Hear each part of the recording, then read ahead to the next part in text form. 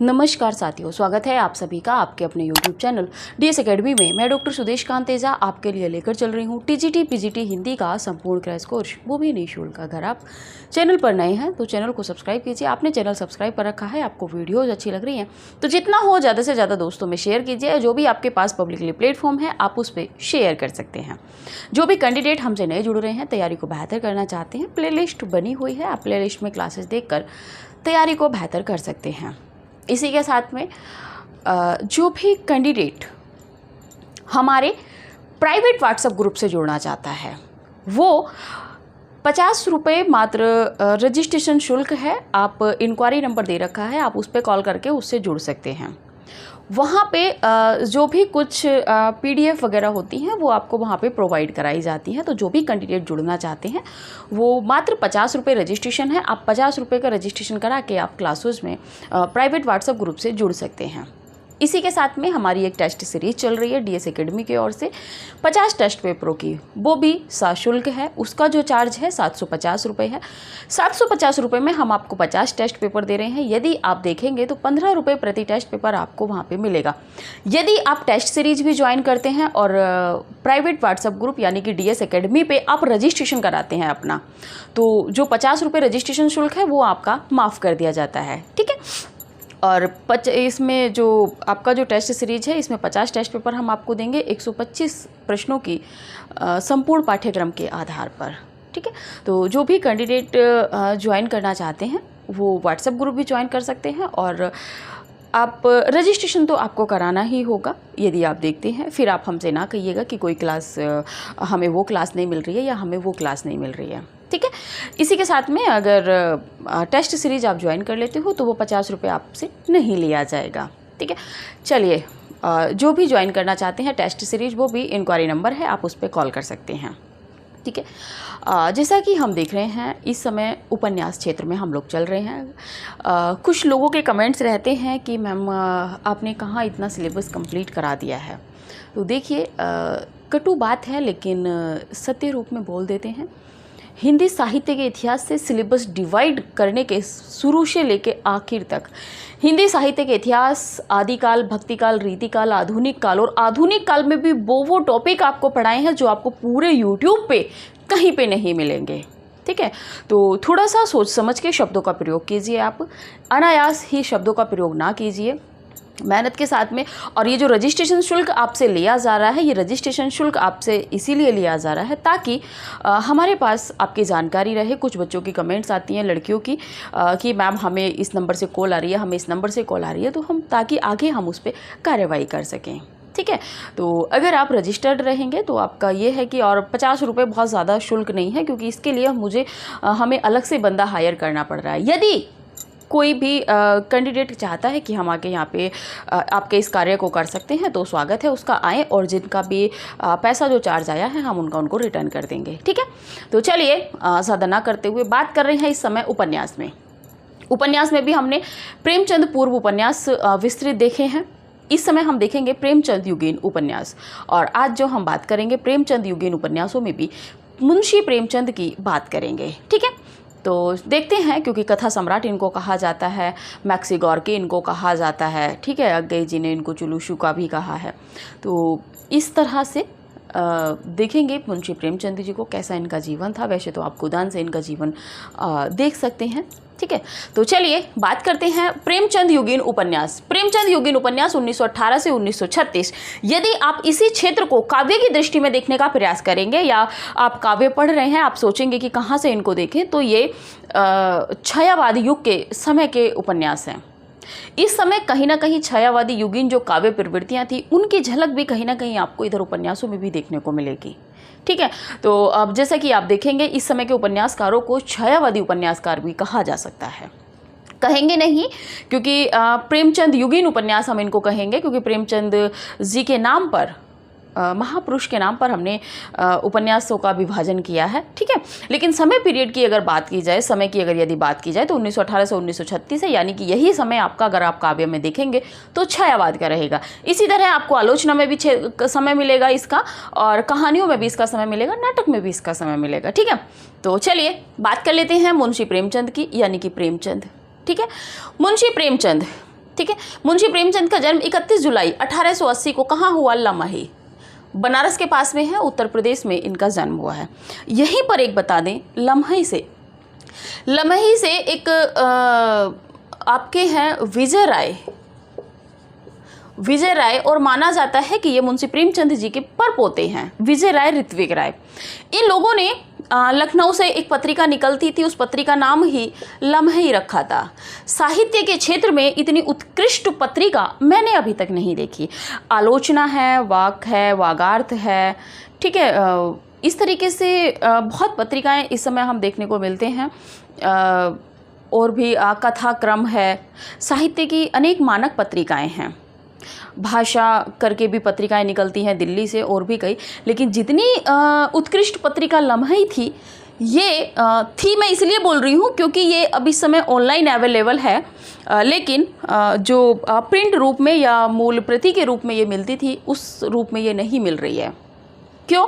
क्योंकि कहीं ना कहीं, जैसे कि आपने देखा होगा, ब्राह्मण पत्र जो प्रताप नारायण मिश्र जी निकालते थे, उस पत्र के लिए भी उनको बहुत ज़्यादा संघर्ष करना पड़ा था आर्थिक रूप से। तो वही इस पत्रिका का भी हाल हुआ था। ये लम्ही लखनऊ से पत्रिका निकलती थी, और साहित्य के क्षेत्र में, और साहित्य के क्षेत्र में यदि कहा जाए तो कथा साहित्य की इतनी मर्मज्ञ पत्रिका थी, लेकिन आर्थिक अभावों से जूझते हुए ये पत्रिका अंततोगत्वा बंद हो गई है। इस समय सिर्फ ऑनलाइन ही इसकी प्रतियाँ आपको मिलती हैं, क्योंकि प्रिंटिंग और ये सब का चार्ज इनके पास वहन करने का नहीं था, और ये पत्रिका इतनी सस्ती थी कि हम नहीं बता सकते। मैं खुद इस पत्रिका की मेंबर रही हुई थी, ठीक है।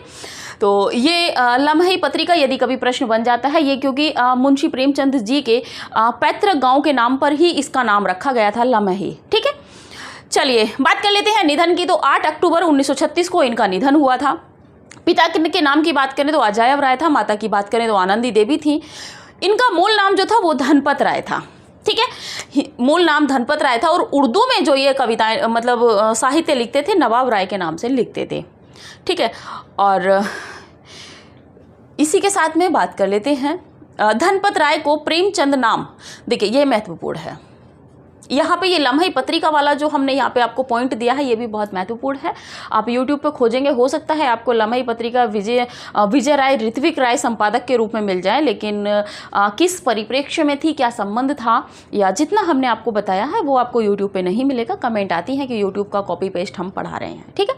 चलिए कोई नहीं, धन्य है वो जो बताते हैं कि हम YouTube को मतलब गूगल का कॉपी पेस्ट, गूगल से चीज़ें उठा के हम कॉपी पेस्ट करके पढ़ाते हैं, धन्य है वो, ठीक है। चलिए आप पढ़िए जो पढ़ने वाले हैं।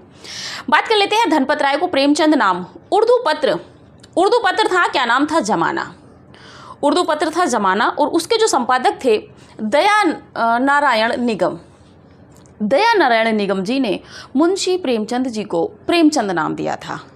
होता क्या है कि इनकी कहानी संग्रह था सोजे वतन, वो प्रकाशित हुआ।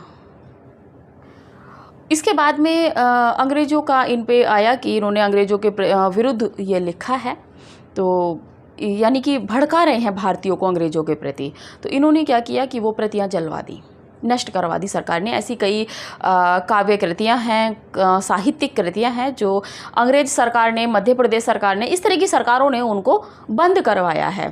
क्योंकि कवि स्वतंत्र तो है लिखने के लिए, लेकिन वो जनता तक उस तथ्य को पहुँचाने के लिए स्वतंत्र नहीं है। ये चीज़ आपको माननी पड़ेगी। तो यहाँ पे क्या था, जब इनकी प्रतियाँ जल गई थी और उसके बाद में ये यदि अपना मूल नाम धनपत राय से लिखते, नवाब राय से पहले ये लिख ही रहे थे उर्दू में, ठीक है, अगर ये इन नामों से लिखते तो ये पकड़े जाते। क्यों? क्योंकि भाई तुम्हें एक बार मना कर दिया, समझ में नहीं आ रहा, तुम्हें वार्निंग दे दी, उसके बाद भी आप ये काम कर रहे हो।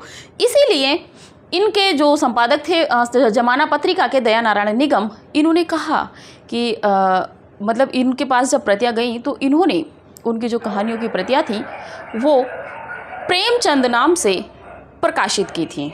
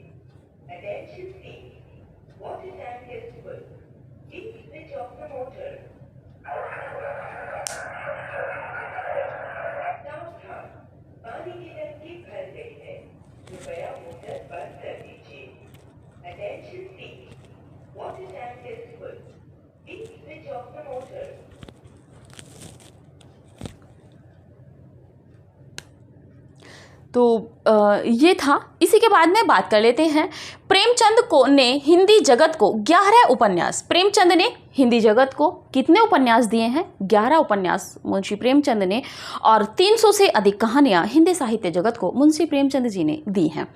इसी के बाद में बात कर लेते हैं मुंशी प्रेमचंद को कथा सम्राट, भारत का मैक्सिगोर्की, कलम का मजदूर, कलम का सिपाही भी कहा जाता है। और कलम का मजदूर और कलम का सिपाही के नाम से यदि देखें तो इनकी जीवनियां भी लिखी हैं अमृत राय ने और मदन गोपाल जी ने। ठीक है, आगे बात कर लेते हैं। डॉक्टर नगेंद्र के अनुसार कायाकल्प मूल रूप से हिंदी में लिखित प्रेमचंद का पहला उपन्यास है। ये डॉक्टर नगेंद्र ने माना है कि कायाकल्प जो मुंशी प्रेमचंद जी का उपन्यास है, ये हिंदी में कायाकल्प मूल रूप से हिंदी में लिखित प्रेमचंद का पहला उपन्यास है। महत्वपूर्ण है यहाँ से। प्रेमचंद का एकमात्र ऐतिहासिक उपन्यास की यदि बात करें तो रूठी रानी जो 1907 का है वो है। प्रेमचंद का पहला उपन्यास जो उर्दू में है वो है असरारे माविद। आगे देखेंगे इसको कि किस नाम से इन्होंने इसको हिंदी में रूपांतरित किया है।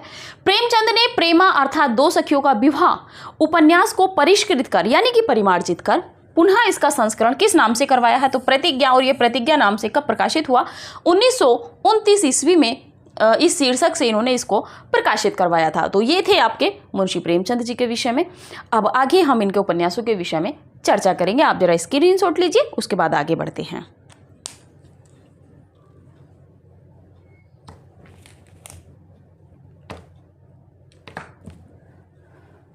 चलिए, जिनको भी समझने में कहीं मतलब लिखे हुए में देखने में कहीं प्रॉब्लम होती है तो आप वॉइस पे ध्यान दिया कीजिए, क्योंकि वॉइस में हम 2-2 3-3 बार आपको सारी चीज़ें क्लियर करते हैं। और थोड़ा सा स्पीड से हम लोग चल रहे हैं, ये चीज़ आप भी मानेंगे, क्योंकि देखिए आलोचनाएं उसी की होती हैं जो आगे बढ़ता है। आपको इतना मैटर हम लोग इस तरह दे रहे हैं कि आपको कहीं पे नहीं मिल रहा होगा। ठीक है, चलिए आगे बात कर लेते हैं। उपन्यासों में प्रमुख उपन्यास मुंशी प्रेमचंद जी के प्रमुख उपन्यास, यहाँ पे जो बात करेंगे वो जो 11 उपन्यास हैं इनके, उनकी बात करेंगे। पहला है सेवा सदन 1918, सेवा सदन 1918। दूसरे में बात करें वरदान 1921। तीसरे में बात करें तो प्रेमाश्रम की बात करें तो 1922। रंगभूमि की यदि बात करें 1925। कायाकल्प की यदि बात करें तो 1926। निर्मला की यदि बात करें तो 1927 निर्मला। आगे बात करें प्रतिज्ञा, तो अभी देखा था आपने 1929। आगे बात करें तो गबन है 1931 का। 90 नंबर पे बात करें गबन के बाद में तो कर्मभूमि है, कर्मभूमि 1932 की है, 1932 की। और यहीं पे यदि बात करें गोदान की तो गोदान आपका 1935-36 यहाँ पे मिलता है। ठीक है, वैसे 36 है, 1936। आप यहाँ पे गोदान का 1936 आप लिख लीजिए। मंगलसूत्र की बात करें तो मंगलसूत्र जो है ये इनका अपूर्ण है। बाकी विस्तृत चर्चा अभी करते हैं। आप इनका स्क्रीनशॉट लीजिए, क्योंकि इसमें समझाने का कुछ भी नहीं है। आगे जब पढ़ाते हैं तब समझाते हैं। आप स्क्रीनशॉट ले लीजिए इनका एक साथ समरी का।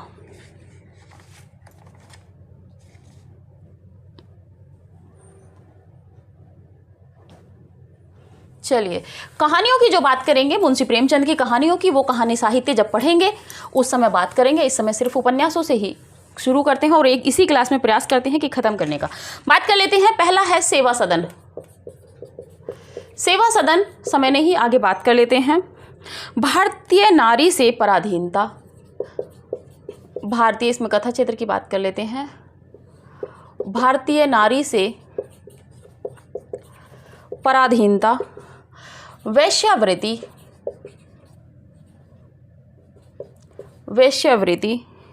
की समस्या। इसमें जो जो समस्याओं जिन जिन समस्याओं का चित्रण किया गया है, अनमेल विवाह। अनमेल विवाह प्रेमचंद के बहुत उपन्यासों में है, ये चीज आप ध्यान रखिएगा। झूठी नैतिकता,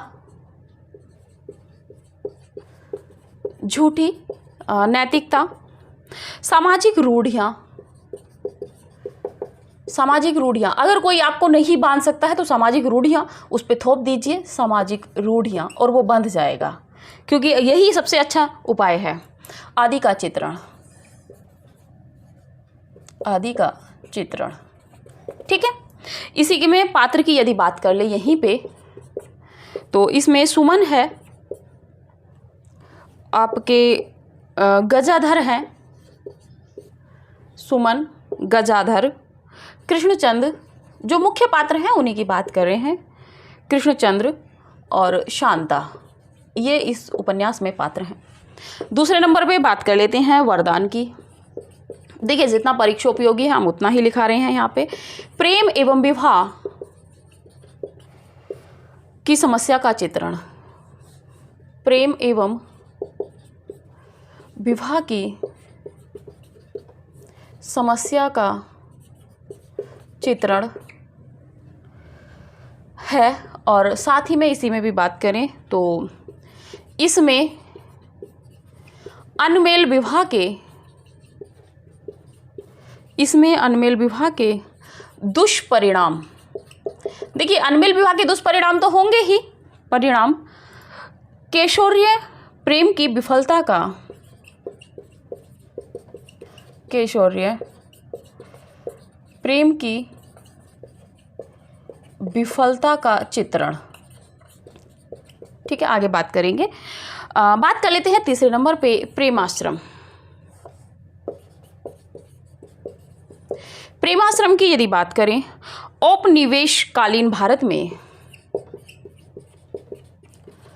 औपनिवेश कालीन भारत में ग्रामीण जीवन परिवेश की विषमताओं पर आधारित है। भारत में ग्रामीण जीवन परिवेश की विषमताओं पर आधारित है। और बात कर ले पात्रों की इसमें, तो पात्रों में हैं ज्ञान शंकर,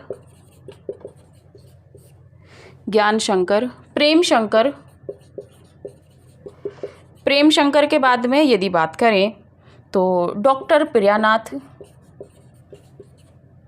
डॉक्टर प्रियानाथ। इसी के बाद में थानेदार है दयाशंकर, थानेदार दयाशंकर, इसमें जो है वो पात्र हैं, ठीक है। चौथे नंबर पे बात कर लेते हैं रंगभूमि की। इसके जो पात्र का नाम है वो सूरदास है। इस उपन्यास को, इस उपन्यास को भारतीय जनजीवन का, इस उपन्यास को भारतीय जनजीवन का, जीवन का रंगमंच रामचंद्र तिवारी ने कहा है। जनजीवन का रंगमंच, आपको ये तो पता होगा कि रंगमंच रामचंद्र तिवारी ने कहा है। किस रामचंद्र तिवारी ने कहा है, ठीक है। नहीं ध्यान आए तो आपको इससे ध्यान रखिएगा। ये तो पता है आपको कि भारतीय जनजीवन का रंगमंच कहा जाता है, लेकिन किसने कहा है ये महत्वपूर्ण हो जाता है इसमें, ठीक है। इस उपन्यास में एक साथ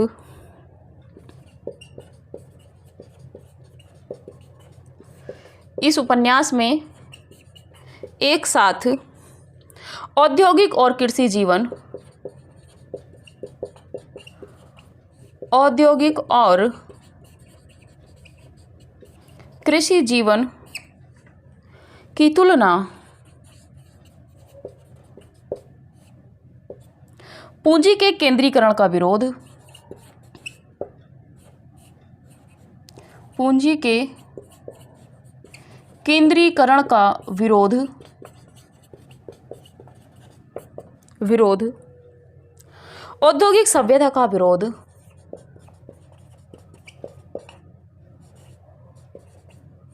औद्योगिक सभ्यता का विरोध तथा थोथी आदर्शवादी का चित्रण हुआ है, तथा थोथी आदर्शवादिता का चित्रण हुआ है।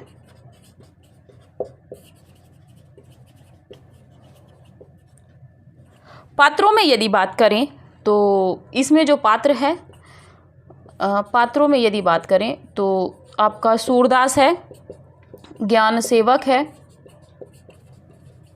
और सोफिया है। ठीक है, आप इनका स्क्रीनशॉट लीजिए तो फिर आगे बात करते हैं।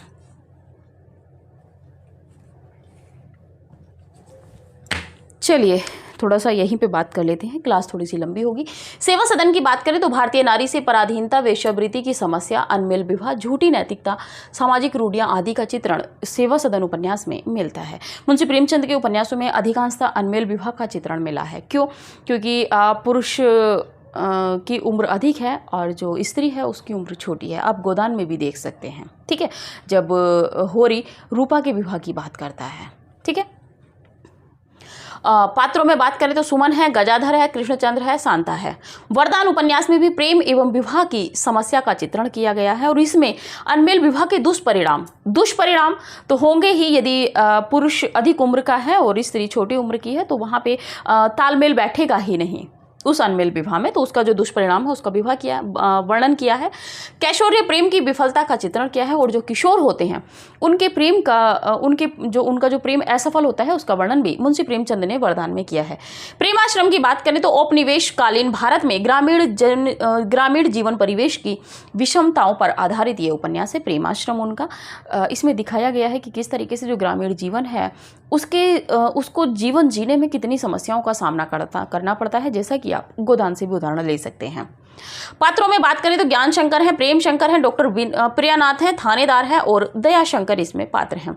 रंगभूमि की बात करें तो एक तरीके से ये बनारस से शुरू होती है इसकी कहानी और एक सूरदास पात्र है वो जो ये उद्योग लगाने के लिए किसी को अपनी कंपनी लगाने के लिए उसकी ज़मीन हड़पना चाहता है, लेकिन वो जो सूरदास है वो अपनी ज़मीन नहीं देना चाहता है। इस उपन्यास को भारतीय जनजीवन का रंगमंच रामचंद्र तिवारी ने कहा है, क्योंकि इस उपन्यास में जो पूरा भारतीय जीवन का जो दृश्य है वो इस उपन्यास में उद्धृत होते हैं। इस उपन्यास में एक साथ औद्योगिक और कृषि जीवन की तुलना यहाँ पे की गई है। पूंजी के केंद्रीकरण का विरोध, औद्योगिक सभ्यता का विरोध तथा थोथी आदर्शवादिता का चित्रण हुआ है। थोथी आदर्शवादिता का चित्रण इसीलिए होता है, जैसा कि आप देखते हैं आपके गांव में कोई ग्राम प्रधान होता है जो माननीय सदस्य होता है, वो क्या करता है कि आपसे दूसरी बात करता है कि नहीं आपको वहाँ से ज़मीन हटवा के वहाँ पे दे देंगे, लेकिन देते कुछ भी नहीं है, आपको इतना मिलेगा, ऐसे मिलेगा, ऐसा कुछ होता नहीं है, ये चीज़ जानिएगा। और पात्रों में बात करें तो सूरदास है, ज्ञान सेवक है और सोफिया इसमें पात्र है। सूरदास और सोफिया पात्र दो बहुत ज़्यादा पूछे जाते हैं, इसीलिए आप इसका स्क्रीनशॉट ले लीजिए जिसने नहीं लिया है। फिर अगले उपन्यासों की ओर बढ़ते हैं।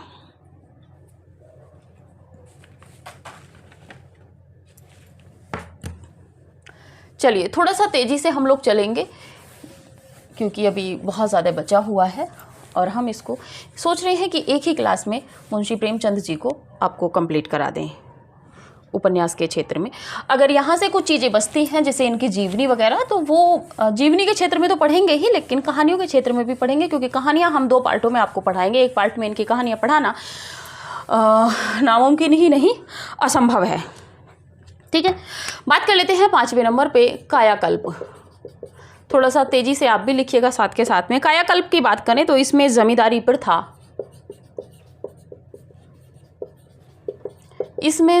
प्रथा, जगदीशपुर की रानी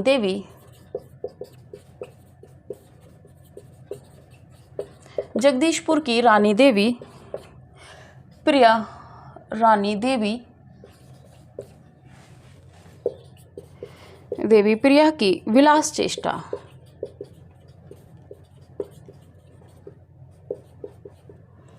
चेष्टाएं और उसके पुनर्जन्म की और उसके पुनर्जन्म की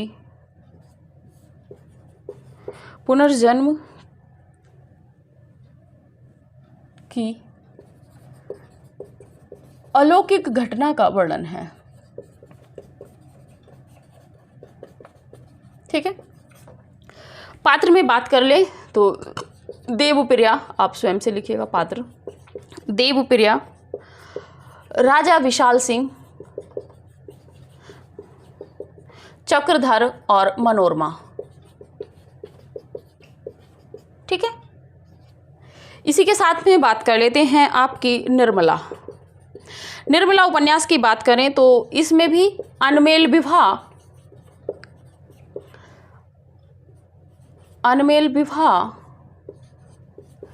एवं दहेज की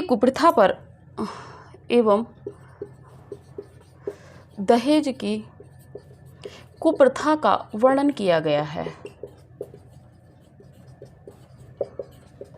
ठीक है, पात्र में बात करें तो निर्मला है, तोताराम, मनसाराम,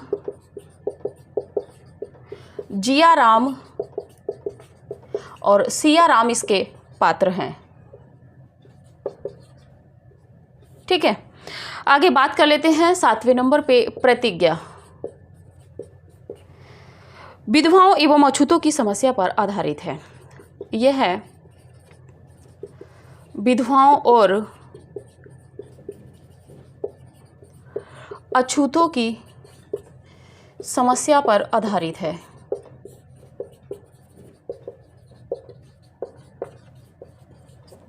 ठीक है,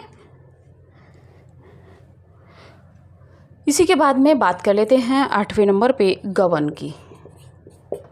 गवन की बात करें तो गवन जो है प्रदर्शन प्रियता की मध्यवर्गीय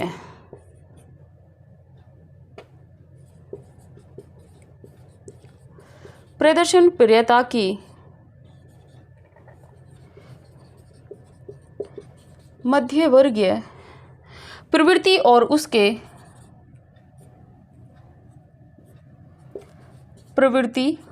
उसके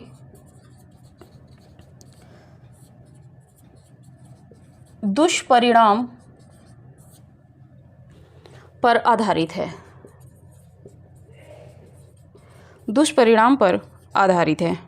मध्यवर्गीय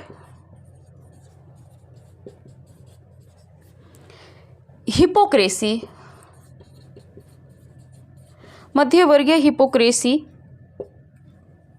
स्त्री के आभूषण प्रेम की कहानी है।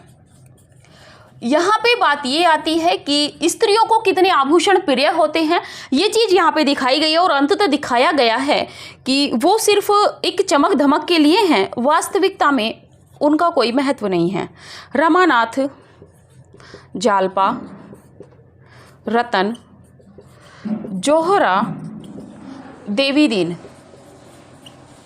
ये इनके उपन्यास के विषय में था। आप स्क्रीनशॉट लीजिए, आगे बढ़ते हैं फिर।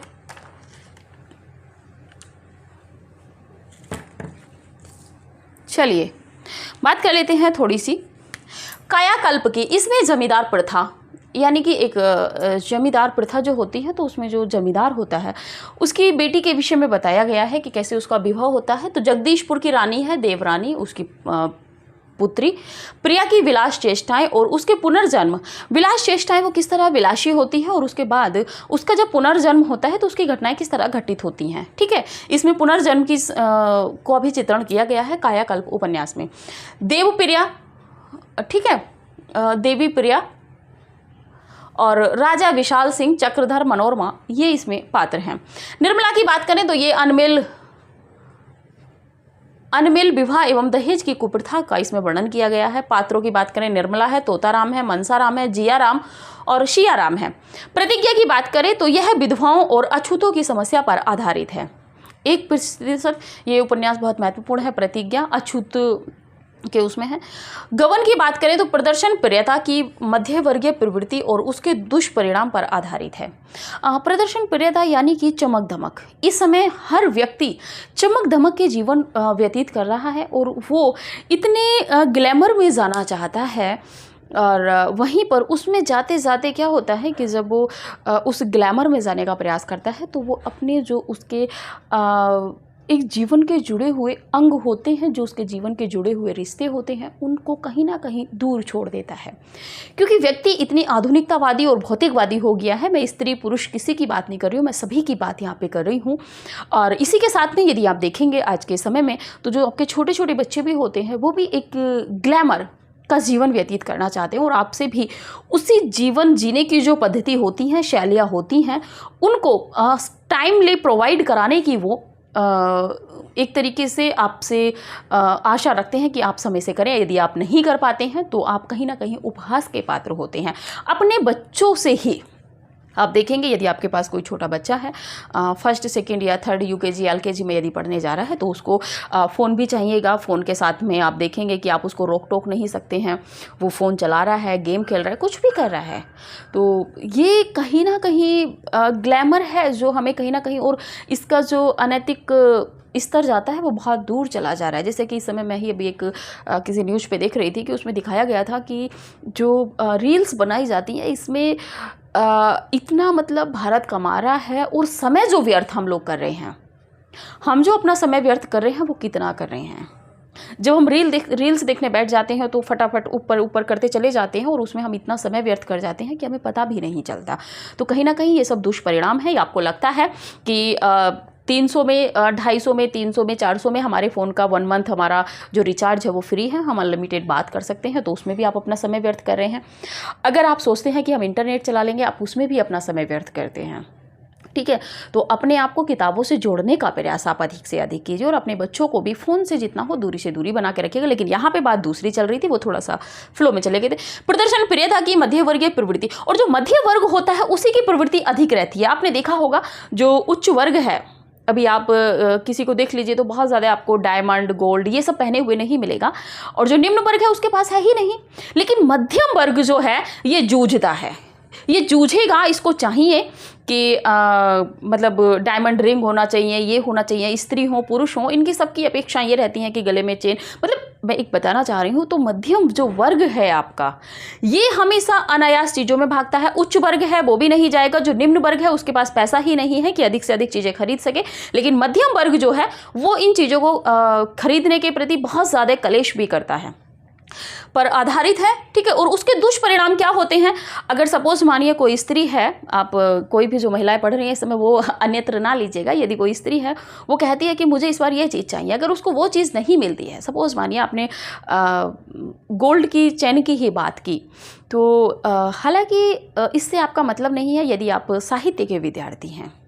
ठीक है, आप इन चीज़ों को अवॉइड कीजिए। आपका जो असली धन है, जो भी महिलाएं, जो भी स्त्रियां मुझसे पढ़ रही हैं या जो भी लड़कियां मुझसे पढ़ रही हैं इस समय अविवाहित हैं, और मैं यही कहना चाहूँगी आपका जो असली धन है वो आपकी अपनी शिक्षा है। आप जितना खर्च कर सकते हो अपनी किताबों पे खर्च करिए, अन्यत्र खर्च ना करके, कपड़ों पे शॉपिंग पे ना खर्च करके आप किताबों पे खर्च करके देखिए। ये किताबें वो चीज़ हैं कि ये किताबें आने वाली कई पीढ़ियाँ पढ़ सकती हैं। आप कहीं पर इनको डोनेट कर सकती हैं। आपके कपड़े आपको कोई डोनेट नहीं लेगा आपका, लेकिन हाँ आपकी किताबें हैं, आप किसी को भी डोनेट कर सकती हैं, आप किसी को भी पढ़ने के लिए दे सकती हैं, आप उपन्यास दे सकती हैं, कहानियाँ दे सकती हैं।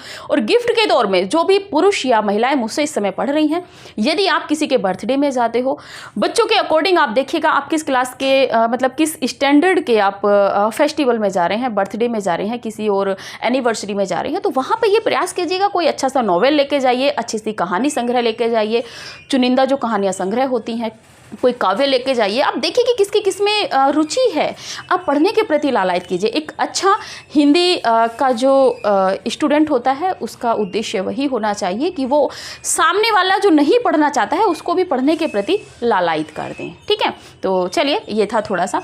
तो मध्यवर्गीय हिपोक्रेसी स्त्री के आभूषण प्रेम की कहानी है। ठीक है, बात कर ले तो रमानाथ है, जालपा है, रतन है, जोहरा है और देवी दीन है, ये इसके पात्र हैं। आप इसका स्क्रीनशॉट लीजिए, फिर आगे बढ़ते हैं। थोड़ा सा और है, आज ही की क्लास में कंप्लीट करेंगे मुंशी प्रेमचंद जी को। और हमने जो कहा है थोड़ा अन्यत्र ना लीजिएगा, लेकिन आप विचार कीजिए कि आपकी सारी चीज़ें व्यर्थ हैं। यदि आप आज सोच तो रहे होंगे कि आज मैम कैसे इतना आध्यात्मिक हो रही हैं, लेकिन आध्यात्मिक की बात नहीं है।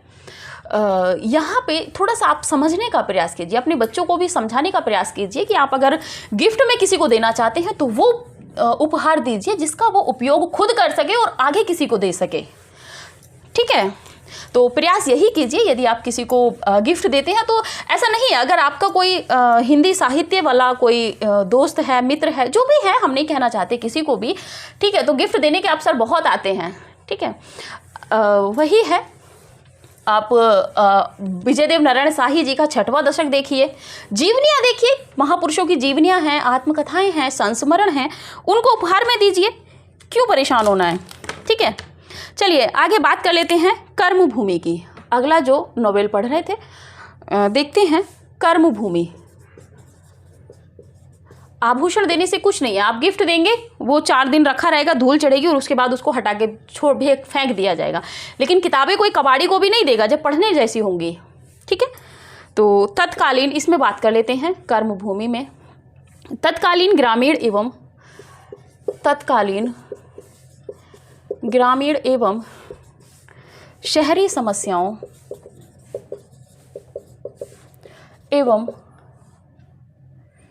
समस्याओं तथा अंतर्विरोधों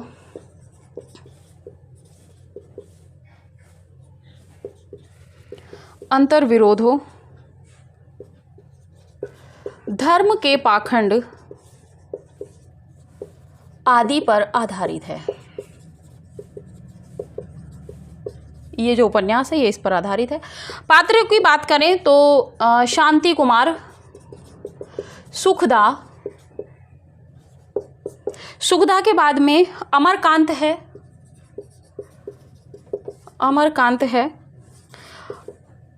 आत्मानंद, मुन्नी, सलोनी, और सलोनी के बाद में बात करें तो एक नैना पात्र भी इसमें है। ठीक है, बात कर लेते हैं, बहुत महत्वपूर्ण उपन्यास है आपका, ये किस नंबर का था आप नंबरिंग डाल लीजिएगा। बात कर लेते हैं गोदान की, महाकाव्यात्मक उपन्यास। देखिए, गोदान उपन्यास के जो कथन रहेंगे परीक्षोपयोगी, वो हम आपको व्हाट्सएप ग्रुप में देंगे, प्राइवेट व्हाट्सएप ग्रुप में। ठीक है, औपनिवेशकालीन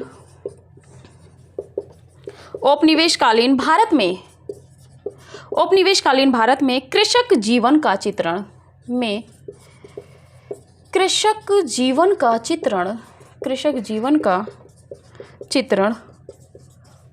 होरी के माध्यम से किया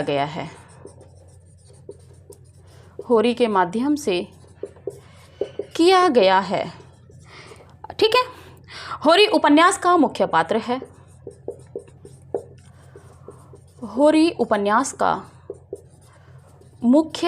है। जो बेलरी गांव का है, मुख्य पात्र है जो बेलरी गांव का है। ठीक है, और पात्रों में बात कर लेते हैं। होरी है, धनिया है पत्नी, गोबर है पुत्र, झुनिया है पुत्रवधू, दातादीन,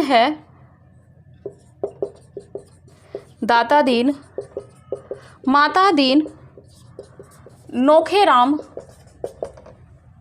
सिलिया, रूपा,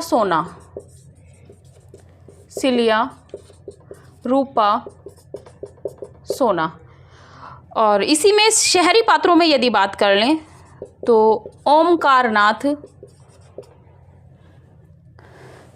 तनखा, मिस्टर खन्ना के बाद में मिस्टर मेहता के बाद में बात करें तो डॉक्टर मालती, शहरी पात्र है डॉक्टर मालती। ठीक है, आगे बात कर लेते हैं मंगलसूत्र की। इसी के साथ में एक रामस्वरूप चतुर्वेदी जी ने एक कथन कहा है, रामस्वरूप चतुर्वेदी। रामस्वरूप चतुर्वेदी जी ने इस उपन्यास के विषय में कहा है, गोदान के विषय में, कि गोदान में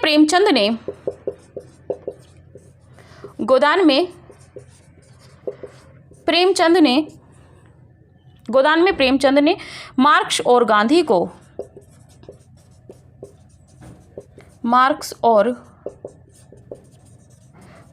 को फेंट कर मिला दिया है। ये कथन कहा है रामस्वरूप चतुर्वेदी जी ने। अंतिम उपन्यास की बात कर लेते हैं, मंगलसूत्र। मंगलसूत्र की यदि बात करें तो इसमें ये 1948 में प्रकाशित हुआ था। पहले तो लिखिए कि यह अपूर्ण है। पूर्ण किसने किया है? तो सूर्यकांत त्रिपाठी निराला जी ने इसको पूर्ण किया है। लेकिन एक और आलोचक आ जाते हैं कभी कभी, निराला ने पूर्ण किया। इसी के साथ में बात करें तो प्रकाशित जब पूर्ण होने के बाद में हुआ तो 1948 ईस्वी में हुआ है। और पात्रों की बात करें तो देव कुमार, संता कुमार,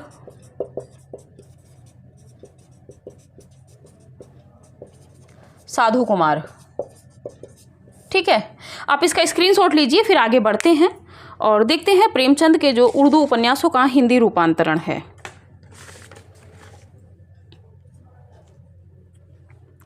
चलिए बात कर लेते हैं कर्मभूमि की तत्कालीन ग्रामीण एवं शहरी समस्याओं का चित्रण जो है और अंतर्विरोध जो उन दोनों में होता है उसका चित्रण किया गया है। शांति कुमार, सुखदा, अमरकांत, आत्मानंद, मुन्नी, सलोनी और नैना।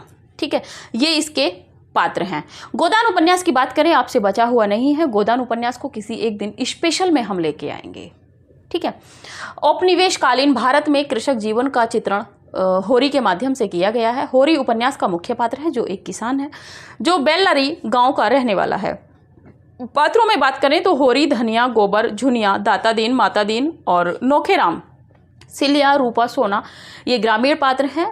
शहरी पात्रों में बात करें तो ओमकार नाथ हैं, तनखा हैं, मिस्टर खन्ना है, मिस्टर मेहता हैं और डॉक्टर मालती जी हैं। ठीक है, रामस्वरूप चतुर्वेदी जी ने गोदान उपन्यास के विषय में कहा है कि गोदान में प्रेमचंद ने मार्क्स और गांधी को, यानी कि मार्क्सवादी पद्धति और गांधीवादी जो दर्शन है, दोनों को एक साथ फेंट कर मिला दिया है। ठीक है, बात कर लेते हैं मंगलसूत्र उपन्यास, जो इनका अपूर्ण उपन्यास है। 1948 में इसको पूरा किया था आपके सूर्यकांत त्रिपाठी निराला जी ने, छायावादी कवि ने। 1948 में यह प्रकाशित होकर आया। इसमें जो पात्र हैं वो देव कुमार है और देव कुमार के ही दोनों पुत्र हैं, संता कुमार और साधु कुमार। अब जो कुछ बचा है आप स्क्रीनशॉट लीजिए, फिर देखते हैं प्रेमचंद के उपन्यास उर्दू में जो लिखित हैं उनका रूपांतरण हुआ है। चलिए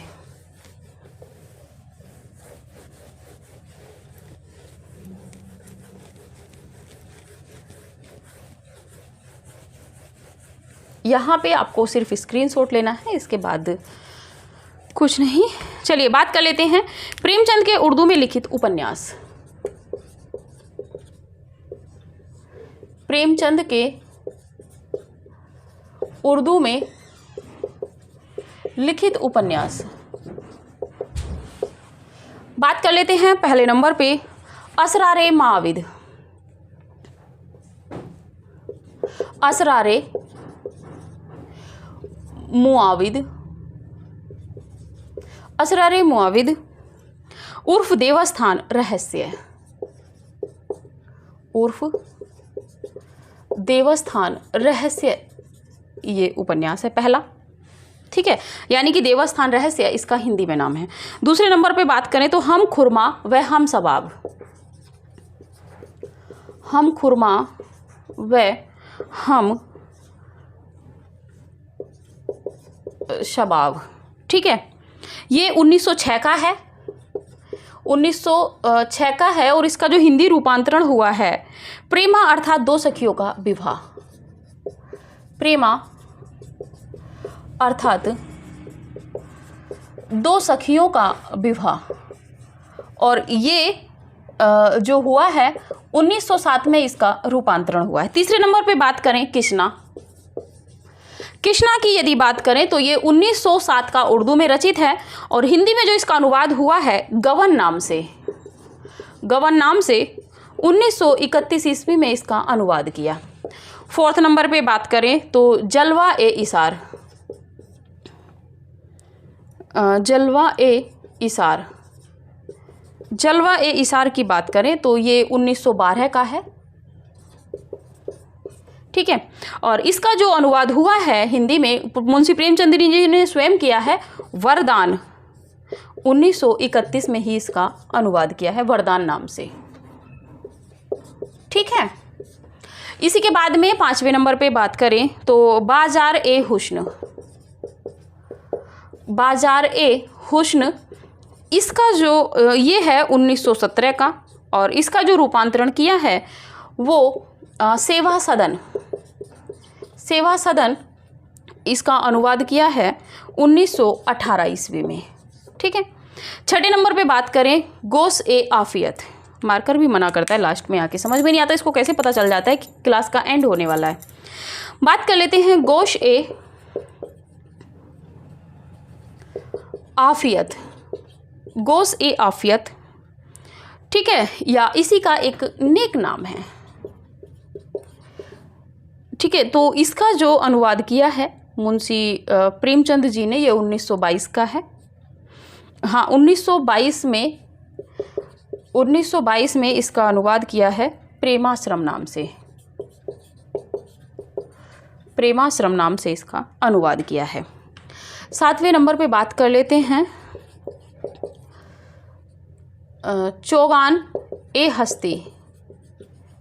हस्ती बोलते हैं जिसको हम, चौगान ए हस्ती, और इसका अनुवाद किया है 1925 में रंगभूमि नाम से। मूलतः पहले ये उर्दू में लिखते थे और फिर हिंदी में ट्रांसलेट करते थे, ठीक है। इसी के साथ में बात कर लेते हैं मूल रूप से हिंदी में लिखित, महत्वपूर्ण है, मूल रूप से हिंदी में लिखित प्रेमचंद का प्रथम उपन्यास कायाकल्प है। प्रेमचंद का पहला उपन्यास कायाकल्प है, ठीक है। चलिए आप इसका स्क्रीनशॉट लीजिए, इसमें कुछ समझाने का नहीं है, जो भी रचनाएं थी वो आपको बता दी गई हैं।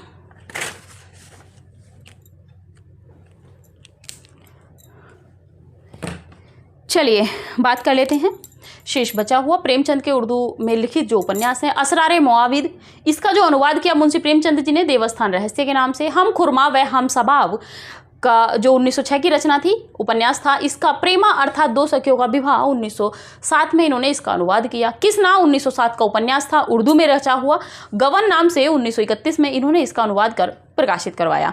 जलवा ए इशार 1912 का उपन्यास था। वरदान 1931 में इन्होंने वरदान नाम से इसको प्रकाशित करवाया। यहाँ से एक प्रश्न हायर में भी बनता है, आपके जो असिस्टेंट प्रोफेसर की परीक्षाएं होती हैं उनमें भी उपनाम से प्रश्न बन जाता है कि कौन सा उपन्यास का किस नाम से इन्होंने अनुवाद कराया था। ठीक है, तो ये आपको जो 7 काउंटिंग है ये आपको याद ही करनी है, इसमें कोई इंपॉर्टेंट बताने की आवश्यकता नहीं है। बाजार ए हुस्न की बात करें तो 1917 का उपन्यास था। इसका सेवा सदन नाम से इन्होंने 1918 में हिंदी अनुवाद किया। गोश ए आफियत यानी कि गोशाए आफियत, ये नेक नाम के नाम से 1922 में मुंशी प्रेमचंद जी ने इसका अनुवाद किया था प्रेमाश्रम नाम से। चौगान ए हस्ती ये 1925 का है और इसमें रंगभूमि नाम से इसका अनुवाद किया है। मूल रूप से हिंदी में लिखित प्रेमचंद का पहला जो उपन्यास है वो कायाकल्प है। ठीक है, तब आपने इसका स्क्रीनशॉट ले लिया होगा। चलिए यहीं पे बता दें थोड़ा सा, आपको टेस्ट सीरीज के लिए बच्चों की कॉल आती है तो इसीलिए बता दें थोड़ा सा आपको किस नंबर पे टेस्ट सीरीज ज्वाइन करनी है। ठीक है, ऑफ़र रक्षाबंधन पे था, उसके बाद कोई ऑफ़र नहीं है। आपको कॉल करनी होगी 9568802463। ठीक है, ये आपका कॉन्टैक्ट नंबर है। इस पे 750 रुपये आपको पे करने होंगे। अगर आप DS एकेडमी का रजिस्ट्रेशन लेना चाहते हैं तो फिर आपको ये 50 रुपये माफ़ कर दिए जाएंगे। तो 750 में आपको यहाँ पे 50 टेस्ट पेपर दिए जाएंगे। 50 टेस्ट पेपर, 125 प्रश्न इसमें रहेंगे, संपूर्ण पाठ्यक्रम पर हैं।